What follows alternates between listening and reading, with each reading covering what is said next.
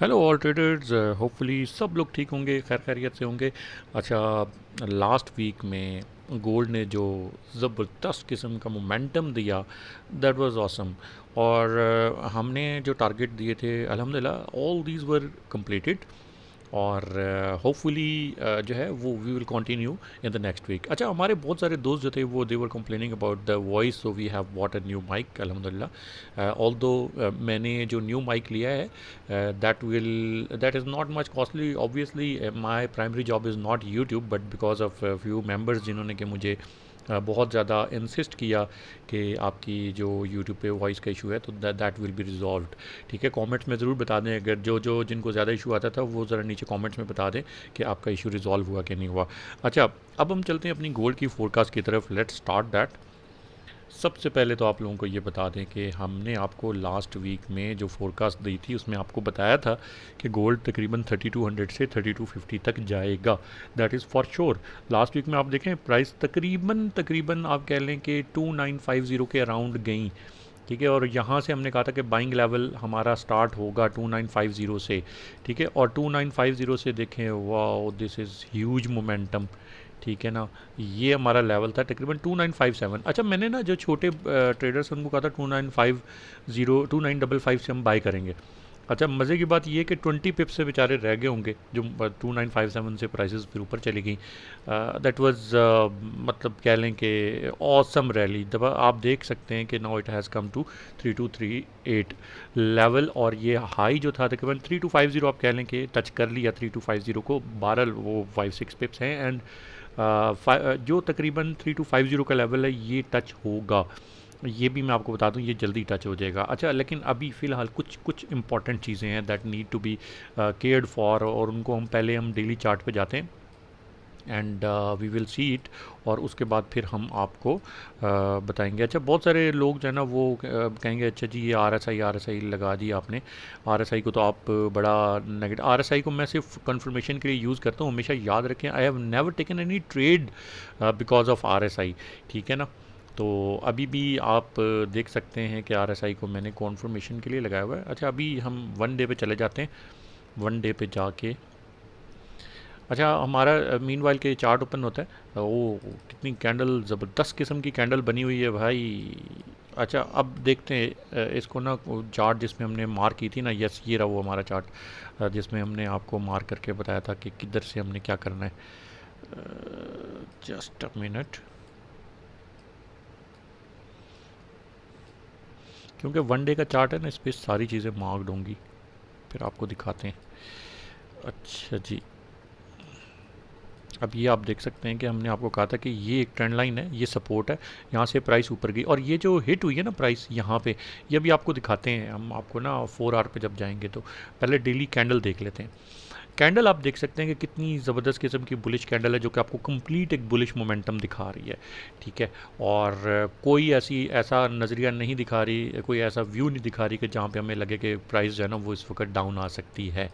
ठीक है, strong bullish momentum, यहाँ से प्राइस उठी।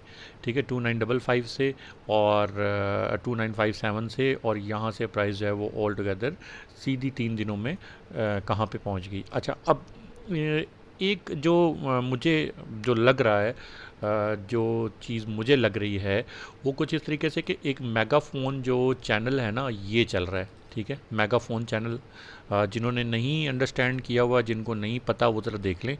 ठीक है, मेगाफोन चैनल कुछ इस तरीके से मूव करता है। ठीक है, प्राइस यहाँ से मेगाफोन चैनल को बहुत बड़ी डाइवर्जेंस होती है। ठीक है, तब करता है, या कोई बहुत बड़ी जो मूवमेंट होती है तब करता है। तो अभी फ़िलहाल हम मेगाफोन चैनल के ऊपर चल रहे हैं डेली टाइम फ्रेम में।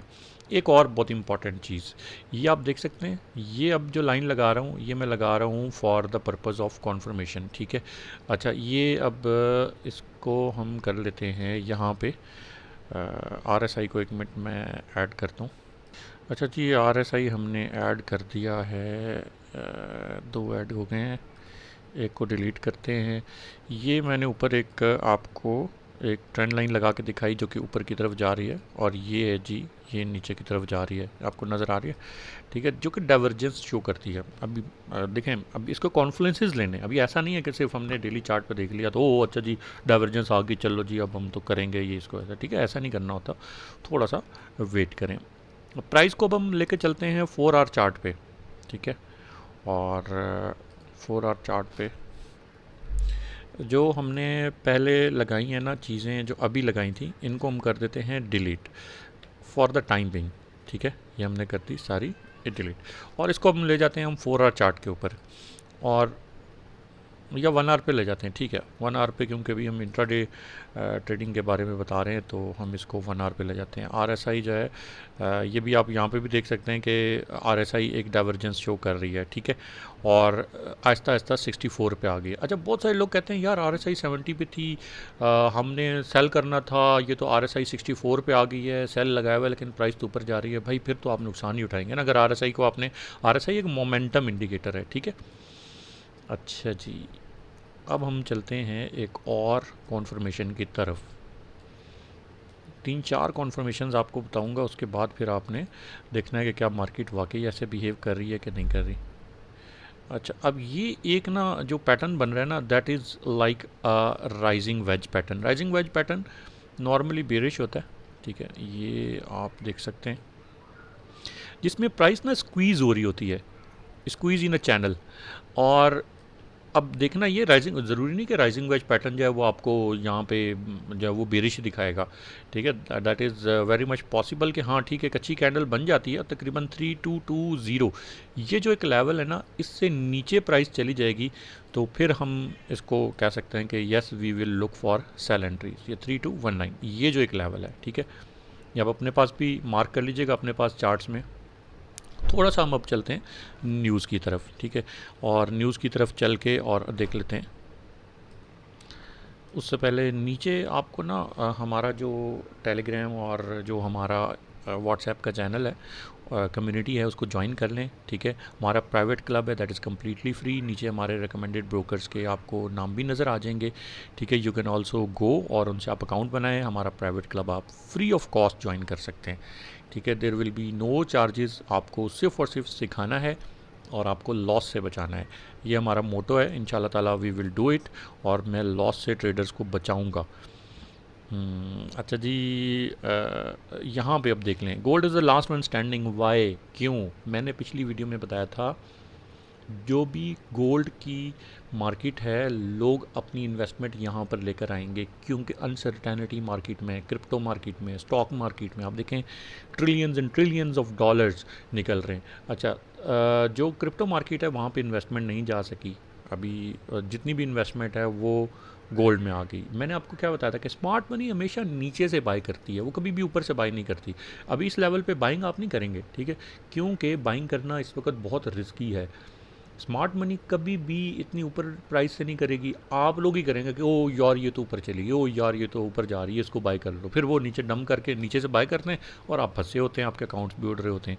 तो अभी फ़िलहाल गोल्ड जो है that is the last one standing. Kitco news हमने ओपन की हुई है और इसमें आप देखेंगे Wall Street bulls run to gold as a safe haven standing, ठीक है, तो safe haven, definitely it is safe haven, और ये रहेगी safe haven till the time के जिस तरह से गोल्ड रिज़र्व होते थे, जैसे बिटकॉइन रिज़र्व क्रिएट हो गया। ETF ऑल दो उसका अप्रूव हो चुका हुआ है, but it is not like कि आप अभी फ़िलहाल गोल्ड को इग्नोर कर सकें, ठीक है।